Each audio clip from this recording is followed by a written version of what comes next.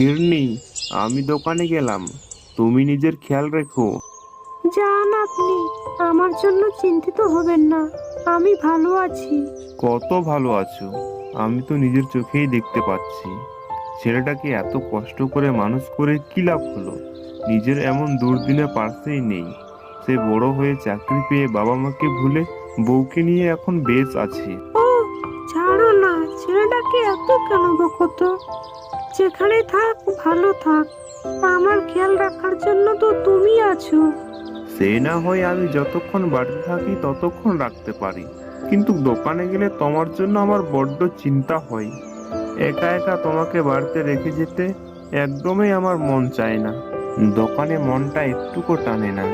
তুমি চিন্তা করো না, যাও দোকানে যাও। দোকানে না গেলে আমরা খাবো কি বলো? ঠিক আছে, আমি তাহলে গেলাম। বউকে বিদায় দিয়ে হরিদাস বাবু দোকানের উদ্দেশ্যে রওনা হলেন। হরিদাস বাবুর একমাত্র সন্তান সুরেশ। হরিদাস অনেক কষ্ট করে ছেলেকে শহরে পাঠিয়ে নিজের জমি জায়গা বিক্রি করে সন্তানকে উচ্চ শিক্ষিত করেন, কিন্তু তার কুলঙ্গার ছেলে পড়াশোনা শিখে একটা চাকরি পেয়ে বিয়ে করে শহরেই রয়ে গেছে। বৃদ্ধ বাবা মা বেঁচে আছে না মরে গেছে কোনো খোঁজ খবর নেই না। বৃদ্ধ হরিদাস ছোট্টখাট্ট একটি চায়ের দোকান চালিয়ে নিজের সংসার পরিচালনা করেন। হরিদাসের বউ দীর্ঘ 6 মাস থেকে ভীষণ অসুস্থ। নিজে বিছানা থেকে উঠে কোনো কিছুই কাজ করতে পারেন না। তাই তো হরিদাসকে দোকানের পাশাপাশি বইয়ের সংসারও সবই সামলাতে হয়। ছেলেটার উপর হরিদাসের ভীষণ রাগ। একবার হলেও অন্তত মাকে দেখার জন্য আসা উচিত। প্রথম প্রথম গ্রামের অনেকের মাধ্যমেই খবর পাঠিয়েছেন ছেলেকে, কিন্তু ছেলে আর আসেন না। এই জন্য আর হরিদাস খবর পাঠান না। হরিদাস দোকানে গিয়ে চা তৈরি করতে লাগলেন।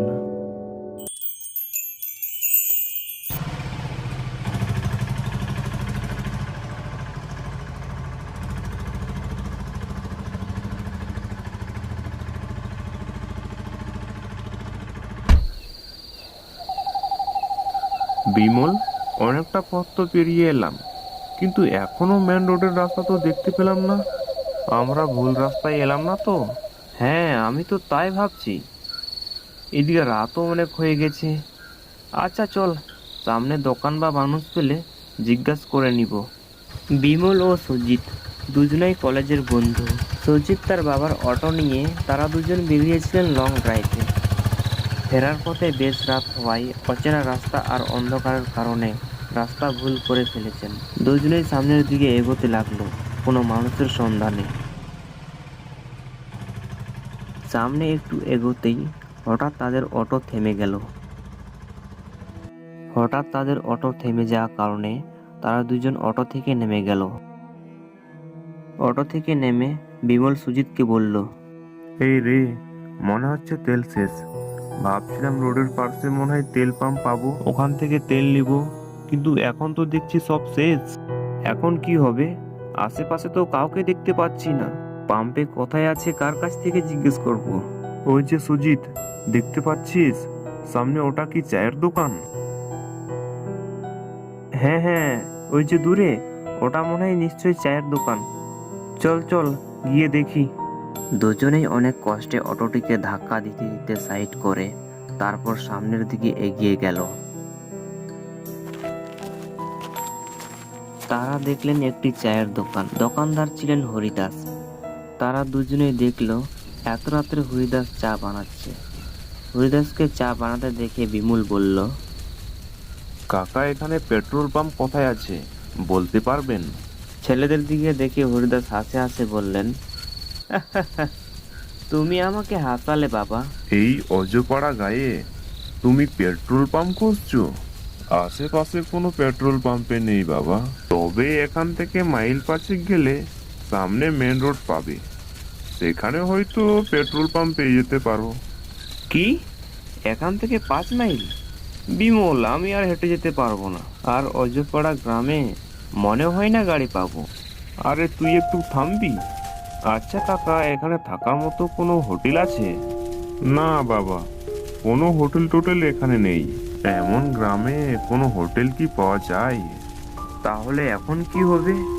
আমরা এখন কি করব? তোমরা চাইলে আজকে রাতটি আমার দোকানে কাটাতে পারো। বিমল ও সুজিত কোনো পথ না খুঁজে পেয়ে হরিদাসের কথায় রাজি হয়ে গেলেন। তারপর তারা দুইজন দোকানে থাকা বেঞ্চিতে বসে পড়লেন। কাকা, 2 কাপ চা দিন। হরিদাস বাবু তাদের দুইজনকে চা দেয়।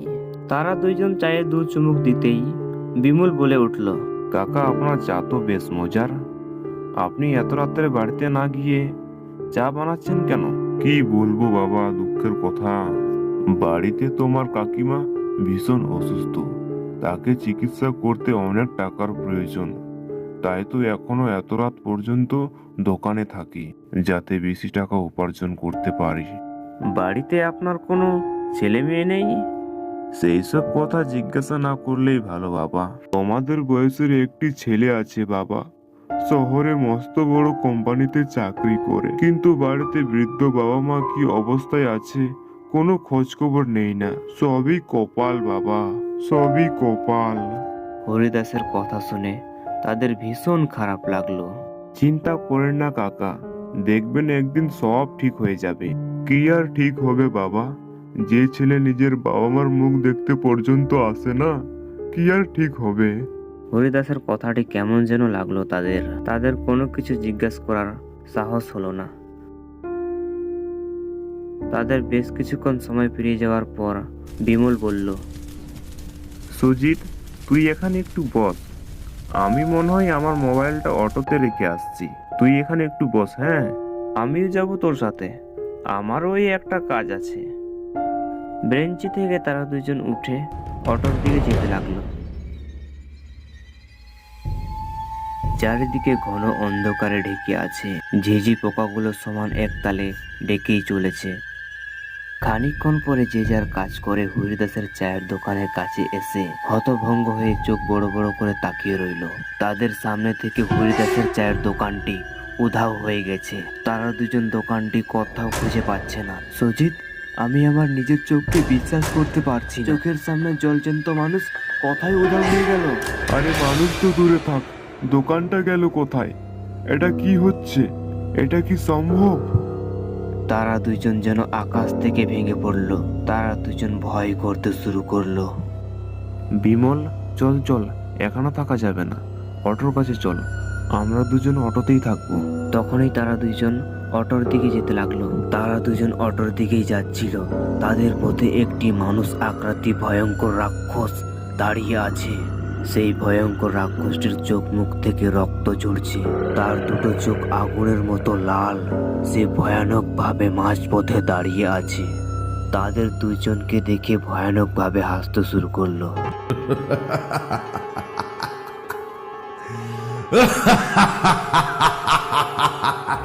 কে রে, তোদের এখন কে বাঁচাবে? দেখো, আমরা তো তোমার কোনো কিছুই ক্ষতি করিনি, দয়া করে আমাদেরকে ছেড়ে দাও। ছেড়ে দেব? কি বলছিস? তোদেরকে ছেড়ে দেব? রাতে এই পথে আসলে কেউ আর ফিরে যেতে পারে না। তোদেরকে এখন মরতে হবে। এমন সময় পিছন দিক থেকে হরিদাস বলে উঠল, আমি বাঁচাবো এদেরকে। আমি থাকতে এদের কোনো ক্ষতি করতে পারবি না। তুই বাঁচাবি? ভুলে যাস না সেদিন রাতে তোকে কিভাবে হত্যা করেছিলাম। তুইও ভুলে যাস না তারপরে আমি কিভাবে তোকেও মেরেছিলাম। হরিদাসের কথা শুনে প্রেতাত্মাটি বলে উঠল, আজকে তোরা বেঁচে গেলি, তবে মনে রাখিস এই পথে কোনোদিন এলে তবে আর ফিরে যেতে পারবি না। এই বুড়ো, কথাটি ভালো করে বুঝিয়ে দে। এই বলে শয়তানটি কথায় যেন হাওয়ায় মিলিয়ে গেল। এতক্ষণ বিমল আর সুজিত দাঁড়িয়ে দাঁড়িয়ে সবকিছু দেখছিল। প্রেতাত্মাটি চলে যেতেই বিমল বলে উঠল, কাকা, এইসব কি হচ্ছে? এটা কি ছিল? আর আপনার চায়ের দোকান? সব বলছি বাবা, আজ থেকে প্রায় কয়েক বছর আগেকার কথা। তোমাদেরকে তো বললাম তোমাদের কাকিমা ভীষণ অসুস্থ। সেদিন হঠাৎ করে আরো বেশি অসুস্থ হয়ে পড়ে। অনেক টাকার প্রয়োজন ছিল। সেদিন অনেক রাত পর্যন্ত চা বিক্রি করছিলাম। বহু রাতে বাড়ি ফেরার পথে হঠাৎ দুইজন ডাকাত আমার উপর আক্রমণ করে আমার কাছ থেকে টাকা চাই। আমি টাকাগুলি দিতে রাজি না হওয়ায় তাদের মধ্যে থেকে একজন তলোয়ার দিয়ে আঘাত করে। আমিও নিজেকে বাঁচার জন্য ওই তলোয়ার দিয়ে তাকে আঘাত করি। আমরা দুইজনেই মারা যাই। তোমাদের কাকিমাও যত্নের অভাবে না খেয়ে সেও মারা যায়। এরপর থেকে আমার আত্মা এখানেই ঘুরে বেড়ায়। পথে বিপদকারী লোকের সাহায্য করি আর ওই প্রেতাত্মার হাত থেকে আমি রক্ষা করি। বাবা, সবার শেষে তোমাদের কাছে একটাই অনুরোধ, বাবা মা সন্তানকে অনেক কষ্টে মানুষ করে, তাই বাবা মাকে বৃদ্ধা বয়সে কোনোদিনও ছাড়তে নেই, কারণ বাবা মাই হচ্ছে আসল ভগবান।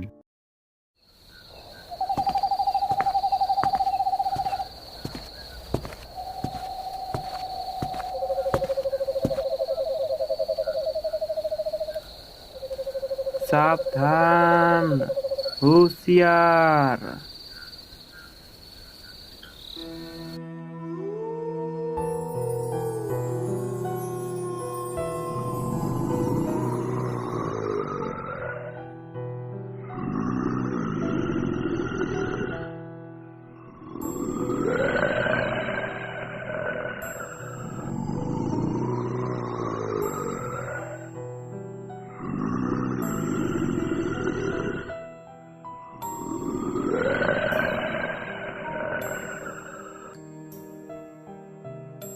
কে কে তুমি?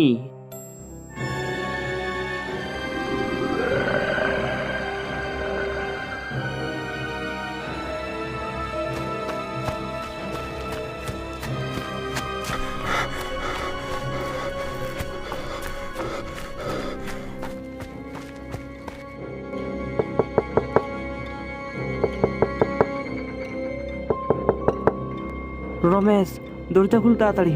রমেশ, তাড়াতাড়ি দরজা খুল। রমেশ। কি হয়েছে? কি হয়েছে? তুই এত হাঁপাচ্ছিস কেন? কি হয়েছে?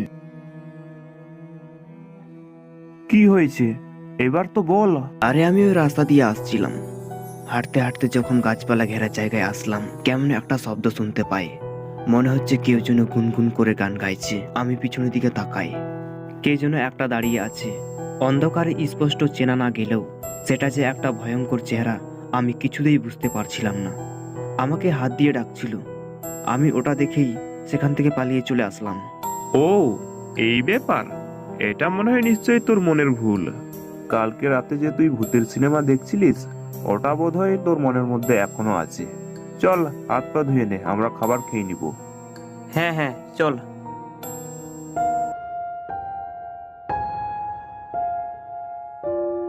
আমি সুজিত মণ্ডল, একজন স্কুল মাস্টার। বাড়ি আমার শহর অঞ্চলে। এই গ্রামে প্রাইমারি স্কুলেতে চাকরি করি। তাই গত 2 মাস ধরে আমি ও আমার বন্ধু এই গ্রামেই বাড়ি ভাড়া থাকি। যাই হোক, রাতের খাবার শেষ করে আমরা দুইজনেই ঘুমিয়ে পড়লাম।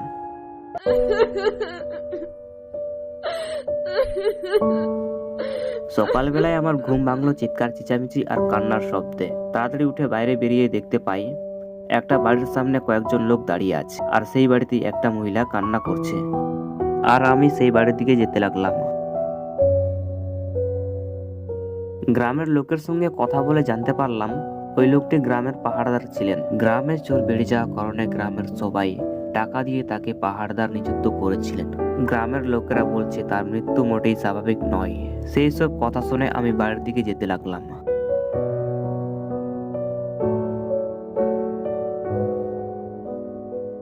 কি সুজিত, তোর চোখ মুখ এত শুকনো দেখাচ্ছে কেন? লোকটা মারা গেছে তাই মন খারাপ? সেই কারণে না রমেশ, কারোর মৃত্যু অবশ্যই দুঃখের, কিন্তু আমার চিন্তা অন্য জায়গায়। কোন জায়গায় সুজিত? এই মৃত্যুটা ঘটলো কিভাবে? গ্রামের লোকেরা যা আমাকে বলল সেটা মোটেই স্বাভাবিক নয়।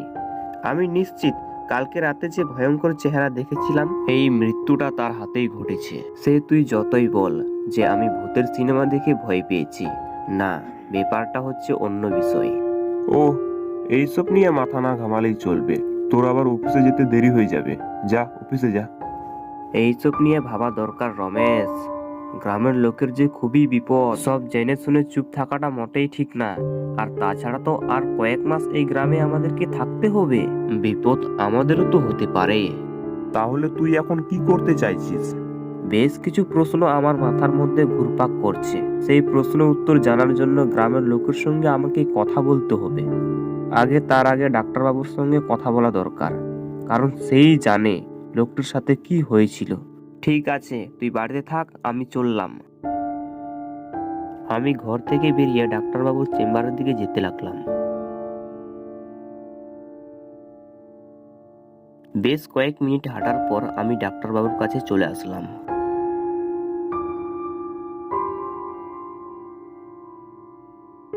ডাক্তারবাবু, ও ডাক্তারবাবু, আছেন?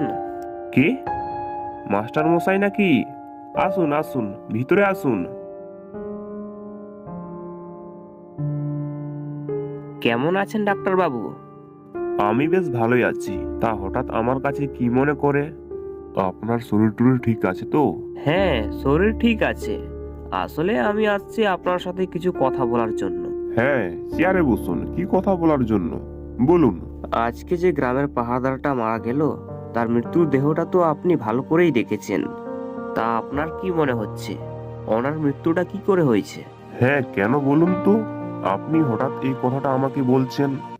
আসলে আমি গ্রামের লোকের কাছে শুনলাম তার মৃত্যুটা মোটেই স্বাভাবিক নয়। পেটের উপর আঁচড় এবং কাটা দাগ, শরীরের সমস্ত রক্ত চুষে নেওয়া হয়েছে। এটা একটা রহস্যময় মৃত্যু বলে মনে হচ্ছে না? না না, এর মধ্যে রহস্য কোথায় থেকে আসবে? এই গ্রামের পাশেই তো একটা জঙ্গল, হয়তো জন্তু জানোয়ার তাকে কামড়ে দিয়েছে। না না ডাক্তারবাবু, জন্তু জানোয়ার তো হবে না। শুনুন ডাক্তারবাবু, আমি আপনাকে একটা কথা বলি। আমি কালকে রাতে মানুষের আকৃতি একটা ভয়ঙ্কর চেহারা দেখেছি। আমার তো মনে হচ্ছে সেই তাকে হত্যা করেছে। আমার মুখে এই কথাটা শুনে ডাক্তারবাবু অস্থির হয়ে গেল এবং আমার সাথে কথা বলার জন্য বিরক্ত প্রকাশ অনুভব করতে লাগলো। এইসব দেখে আমিও সেখান থেকে বাড়ি চলে আসলাম। বাড়িতে এসে স্নান খাওয়া দাওয়া করে অফিসে যেতে লাগলাম। স্কুল থেকে ফেরার পথে একটি লোকের সঙ্গে আমার দেখা হয়। আচ্ছা, আমায় একটা কথা বলুন তো, গ্রামের যে ডাক্তারবাবু আছে, তিনি মানুষ হিসাবে কেমন? মানুষ হিসাবে তো সে খারাপ নয়, তবে মাঝে মধ্যে কেমন যেন হয়ে যান। ওনার কাছে মানুষ চিকিৎসা করতে গেলে তিনি মানুষদেরকে তাড়িয়ে দেন, আবার দেখি কিছুদিন পর আবার ঠিক হয়ে যান। আচ্ছা, উনি এমন কেন করেন? আচ্ছা, আজকে যে মৃত্যুটা ঘটলো, এর আগেও কি এরকম ঘটনা ঘটেছে? হ্যাঁ, 3 জন মারা গেছে। সবারই মৃত্যু এরকম ভাবে হয়েছে। সবারই পেট কাটা হয়েছে, শরীরের সব রক্ত চুষে নেওয়া হয়েছে। ওহো, তা কবে হয়েছে কিছু কি মনে আছে আপনার? না গো বাবু, ভালো করে তো মনে নেই, কিন্তু এটা মনে আছে সেই মৃত্যুগুলো অমাবস্যার রাতেই হয়েছে। ও আচ্ছা, আমি ওই লোকটির সঙ্গে কথা বলে সেখান থেকে বাড়ি চলে আসলাম। দেখতে দেখতে বেশ কয়েকদিন পেরিয়ে গেল, আর কোনো মৃত্যুর খবর শোনা গেল না। একদিন আমি রাত্রে বাড়ির বাইরে দাঁড়িয়েছিলাম। আমি দেখলাম ডাক্তারবাবু আর একটি গ্রামের লোক আমার বাড়ির পাশ দিয়ে কোথায় যেন হেঁটে যাচ্ছে। হঠাৎ আমার মনে হলো, আজ তো অমাবস্যা। ডাক্তারবাবু আর লোকটির আমার চিন্তা হতে লাগলো। তাই তাদেরকে সাবধান করার জন্য আমি তাদের পিছন পিছন যেতে লাগলাম।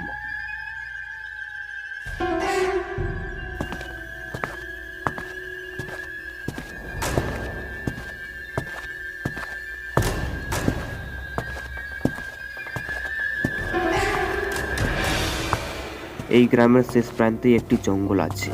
ডাক্তারবাবু ও ওই লোকটি জঙ্গলে প্রবেশ করলো। কিছুক্ষণ পর হাঁটতে হাঁটতে আমিও ওই জঙ্গলের মধ্যে চলে আসলাম। আমি তখনই সেখানে দাঁড়িয়ে পড়লাম আর তাদেরকে ডাকতে শুরু করলাম, ডাক্তারবাবু, ও ডাক্তারবাবু, শুনছেন? সে আমার ডাক শুনতে পাইনি শুনে আমি আবারও হাঁটতে লাগলাম। আমি হাঁটতে হাঁটতে বেশ গভীর জঙ্গলে চলে আসলাম, কিন্তু তাদের দুইজনকে আর দেখতে পাচ্ছি না। ডাক্তারবাবু, ও ডাক্তারবাবু, আপনারা কোথায়?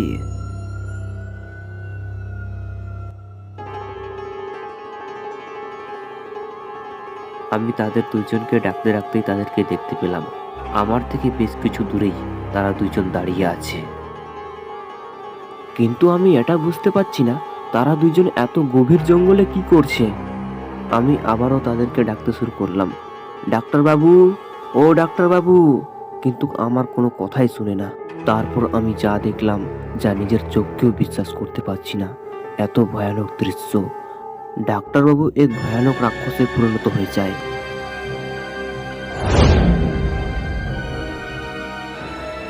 তারপর ওই লোকটিকে হত্যা করে দেয়।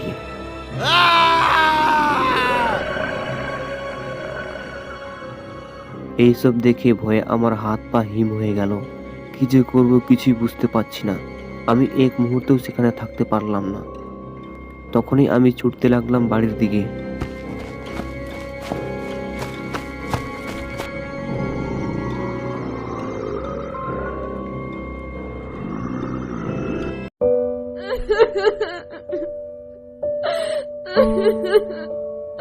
পরের দিন সকালে হইচই বেড়ে গেল সেই মৃতদেহ নিয়ে। আরো আমি শুনলাম ডাক্তারবাবু গলায় দড়ি দিয়ে আত্মহত্যা করেছে। এখন কেমন লাগছে সুজিত? ঘরের বাইরেই চিঠিটা পড়েছিল। তখনই আমি চিঠিটা পড়তে শুরু করলাম। মাস্টার বাবু, আমি গ্রামের এক ডাক্তার। রোগী সেবা করা আমার ধর্ম এবং কর্ম, কিন্তু আমার সেই হাতেই মানুষের মৃত্যু হয়ে যাচ্ছিল।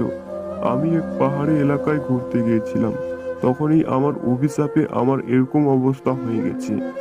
আপনি আমাকে ডাক দিচ্ছিলেন ঠিকই, কিন্তু আমি আমার ধ্যানে ছিলাম না, তাই আমি নিজেকেও শেষ করলাম।